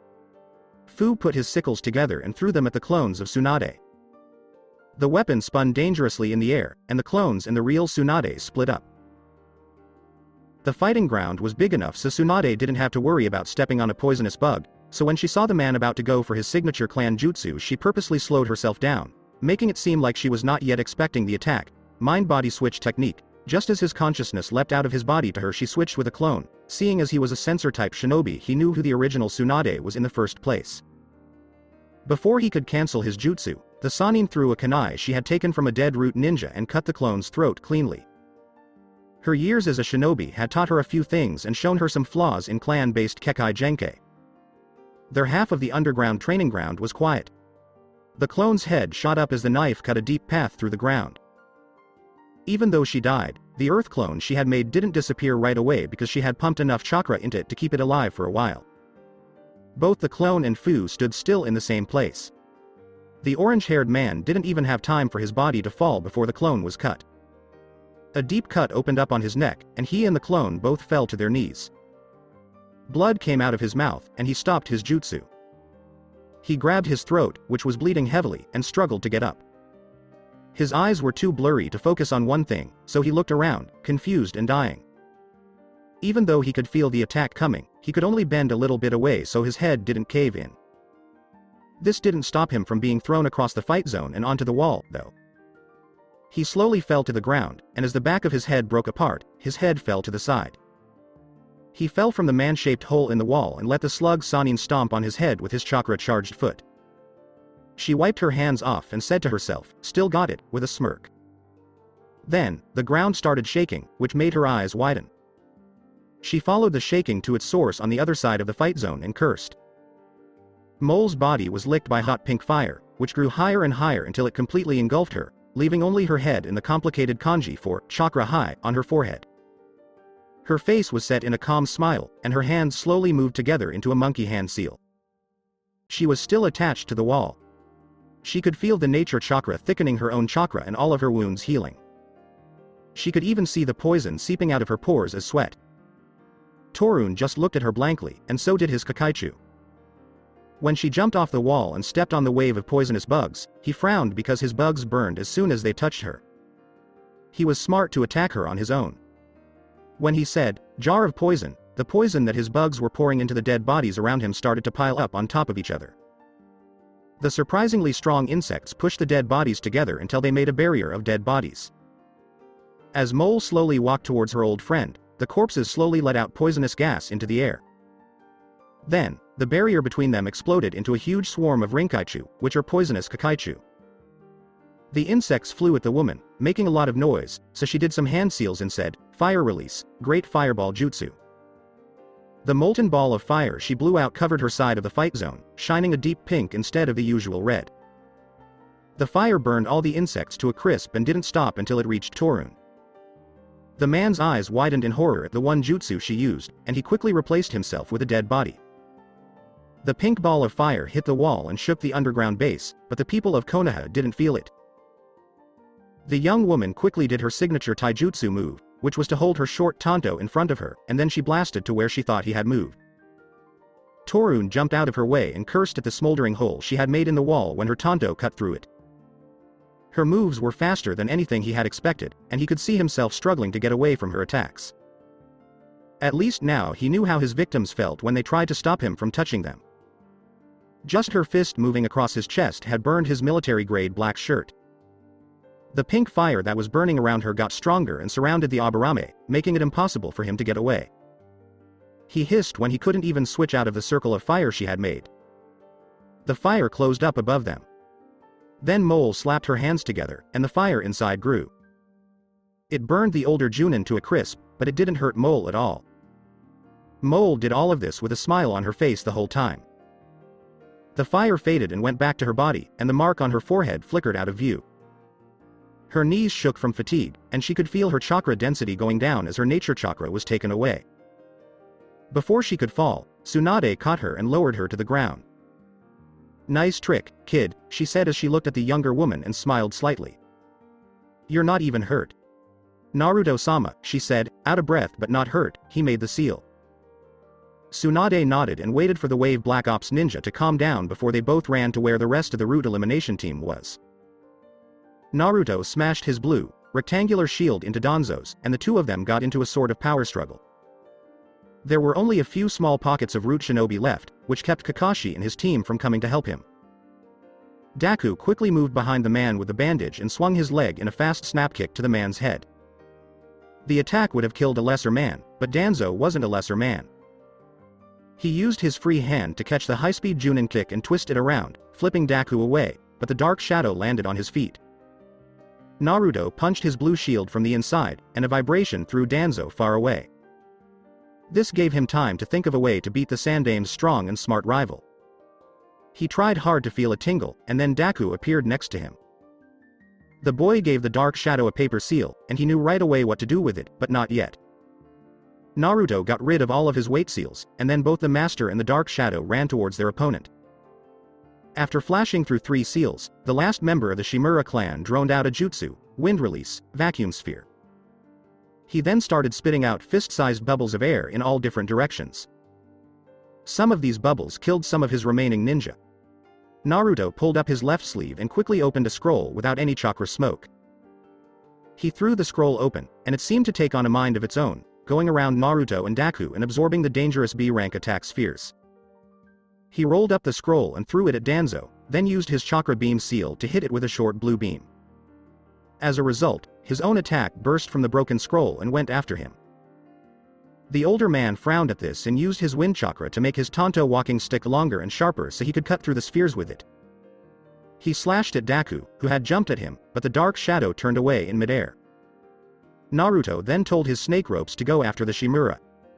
The semi-sentient seals moved quickly across the ground and attacked Danzo. The man glared at the silver ropes when his wind chakra didn't even make a dent in them. He threw his only weapon at the snake ropes coming at him, making sure to keep Daku out of reach. "I didn't think this child would be this strong," he said. Maybe Sai was right. "He shouldn't be taken lightly," he said as he tore off the bandages that had been covering half of his face to show his Sharingan. Naruto's eyes widened a little when he remembered that Mole's report said Danzo might have an implanted dojutsu, but he never would have guessed it would be the Sharingan. This would make things a little harder, but he would just have to make do.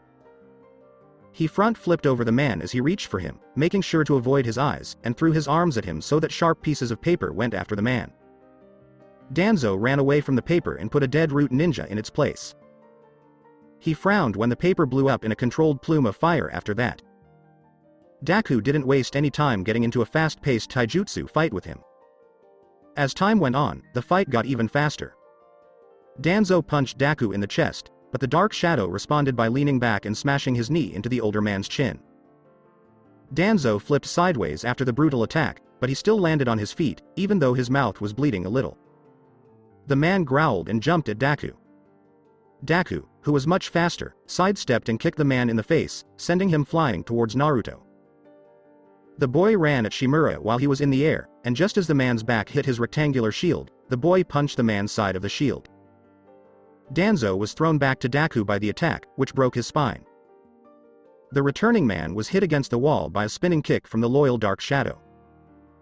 As everyone watched the Sandame's opponent get hit against a wall, dust covered him and everyone thought that the man's old, tired body had finally given up. Everyone who watched the fight was surprised when Danzo got out of the hole in the wall and just cracked his neck. He then tore off the bandages on his arm to show the 10 Sharingan eyes in the white arm that had always been hidden. The man's Sharingan covered arm fisted, and he pointed his fist at Naruto.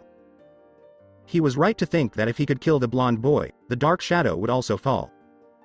Trees started shooting out of the ground and warping towards Naruto. The boy surrounded himself with his iron bubble as a tree punched him, knocking him back a bit, but he flared his tree root seals to stop his backward movement. The boy flipped through 5 hand seals. When he got to wind release, cutting wind sides, he made violent hand movements towards the approaching trees to make sure they didn't hit him. He let out a frustrated sigh when the B-rank attack didn't even make a dent in the tree. Daku was trying to get past the trees to fight Danzo, but he wasn't having much luck, even though he punched the trees that grew out of the ground to protect the Sharingan-eyed wood release user. Naruto had an idea. His chakra beam seal sparked dangerously, and deadly arcs of lightning shot around him but not at the trees that were coming. Then he perfectly combined his lightning affinity with his fire affinity, saying, "Lightning and fire release, combination jutsu, chakra beam." With his left hand holding up his right wrist, a long blast of dark purple chakra shot out of his palm and warped together, forming a sharp drill at the very tip that dug through the trees. The Seal Master put more chakra into the attack, but it only made a wide path through the chakra abs. Naruto jumped through the hole, which was getting much smaller very quickly, and blasted the man with his combined attack. Danzo put up a rock wall quickly, but it wasn't nearly enough to stop the attack that had hurt Orochimaru of the Sannin. Danzo's chest got a huge hole from the lightning fire, and he hit the wall behind him again. Naruto stopped his attack, pulled his right fist back, and said, "Fire release, chakra beam," as he punched the air in front of him. The fire chakra beam attack looked eerily like a blooming flower spinning out of the middle of his palm, and it again hit Danzo against the wall, pushing him further in. The level 10 Seal Master stopped his attack from using chakra and didn't care about his hot palm.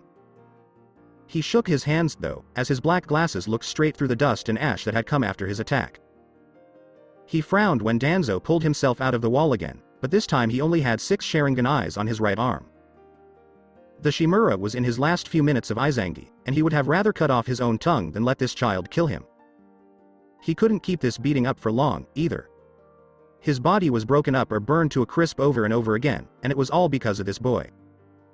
After the Kenjutsu, he could already feel the effects of the chakra leaving his body. "He's still alive, Kit," Kyuubi grumbled as he stood up and looked out of Naruto's eyes. "Yeah, and it's getting on my nerves," he said. A sword made of pure lightning shot out of his chakra beam seal, and he grabbed it with both hands. He wasn't very good at Kenjutsu, but he could use the lightning to do damage. His glasses told him that the Root Commander would be there soon, so he stuck his weapon all the way through the man's stomach. He knew that the older man was in a bad way for chakra.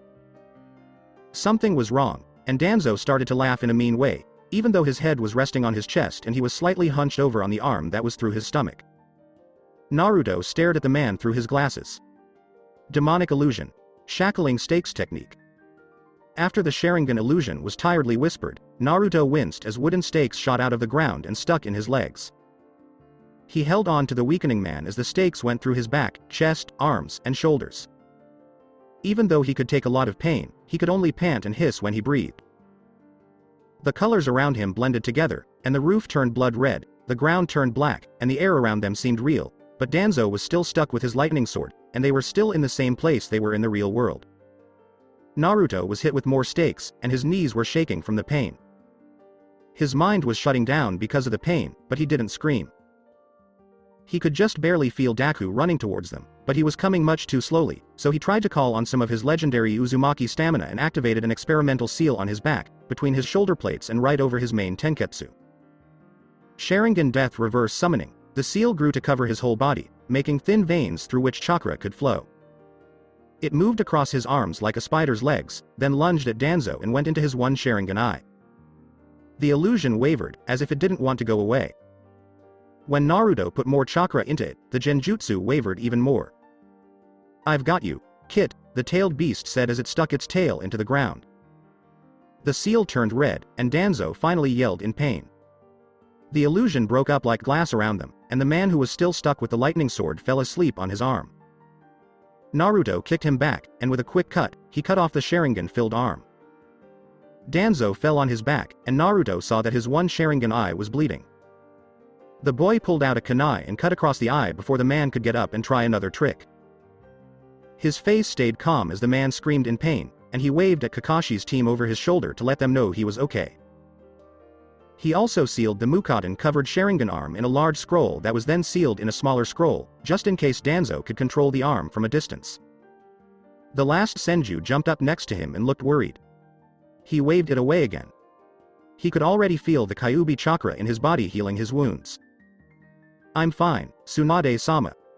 You should go treat Team Kakashi. They need it more than I do."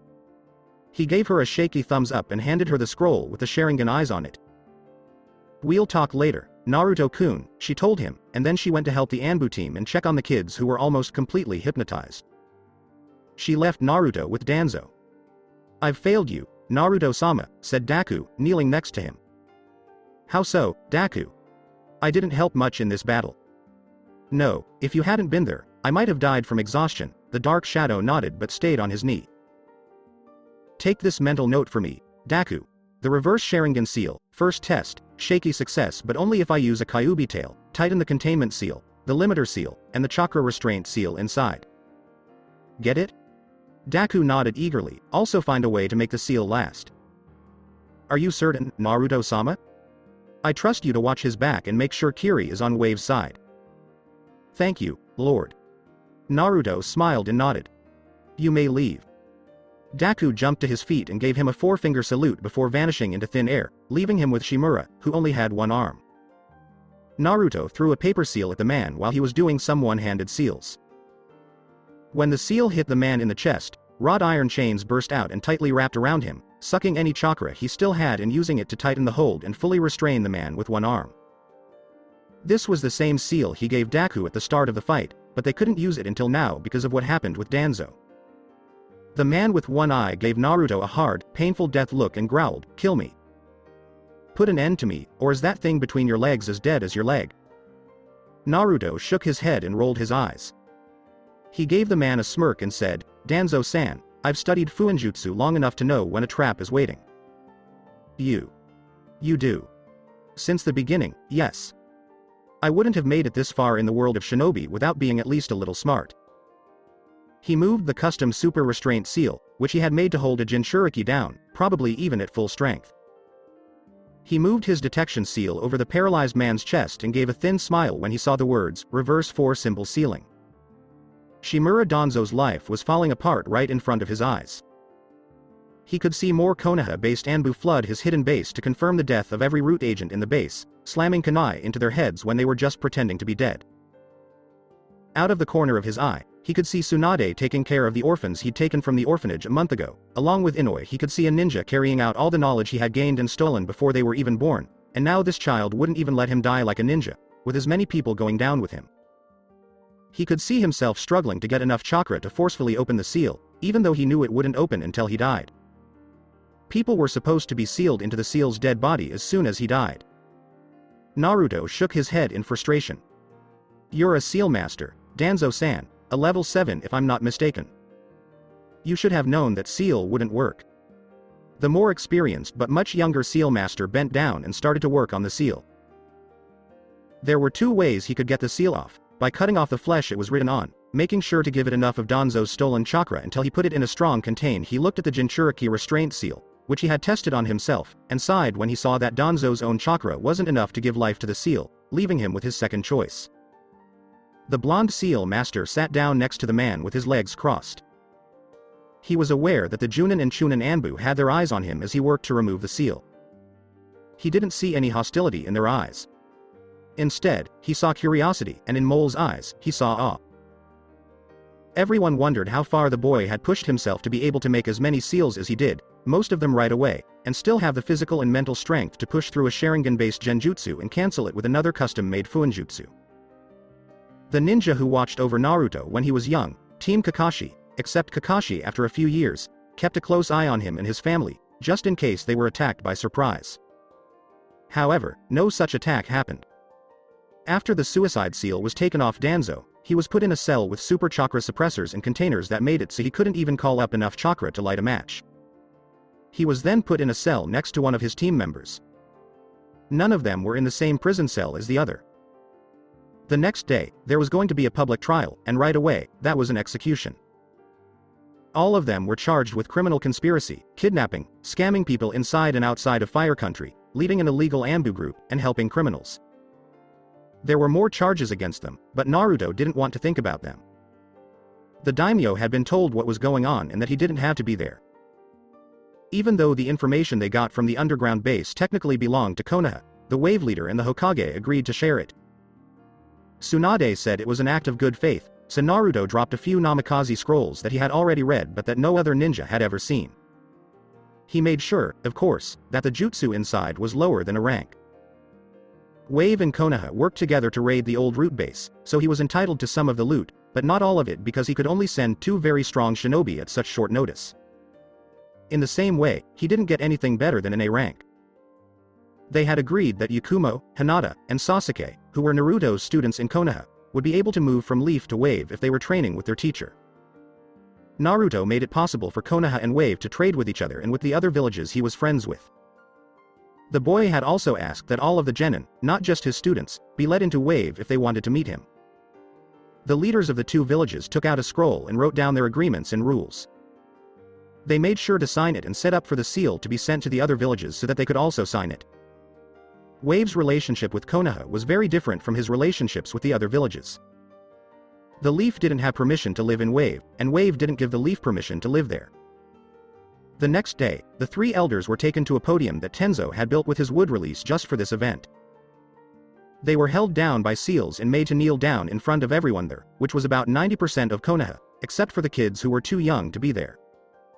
Tsunade went over all of their crimes and asked them how they wanted to plead. Only Danzo said, it was all for Konoha, in a low, growling voice. Tsunade just nodded and asked for a sword, and Yugo gave the Hokage her own katana. First, Tsunade cut off the head of Homura. Then she cut off the head of Kohoru. She looked at Danzo blankly, and when she raised her hand to cut off his head, he exploded into a cloud of chakra smoke and was replaced by the snake Sanin, Orochimaru.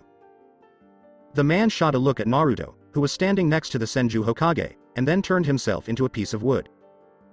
Naruto sighed. I should have expected something like this, but he didn't say anything else. Instead, he shrugged and focused his eyes on where the snake Sanin and the heavily restrained Warhawk were running away. He told Tsunade that if the stress of the trip didn't kill Danzo, the constant drain on his chakra from his seals would. After Tsunade nodded, he pointed in the general direction of where they went and where lots of tracking teams and hunter ninja went. Orochimaru ran away from the Leaf Village as fast as he could, sending swarms of snakes after him to slow them down. Then he made shadow clones without seals, gave them enough chakra, and sent them away from him in different directions. He jumped from tree to tree with the dying man on his shoulder. When he came to a small cave, he went inside and put the man gently on the wall. He gave the man a big grin, and the man looked up at him with tired eyes and asked, "Why did you save me, Orochimaru?" The legendary snake summoner laughed and raised an eyebrow. "Who said I saved you?" he asked as he put his hand through the man's neck and tore out his throat, killing him instantly. "I'm just here to take some of the Hashirama DNA in your body," he said. So that's it for today. I hope you guys enjoyed it. Don't forget to like, share and subscribe to the channel for more awesome stories like this. Thank you. See you all in my next video.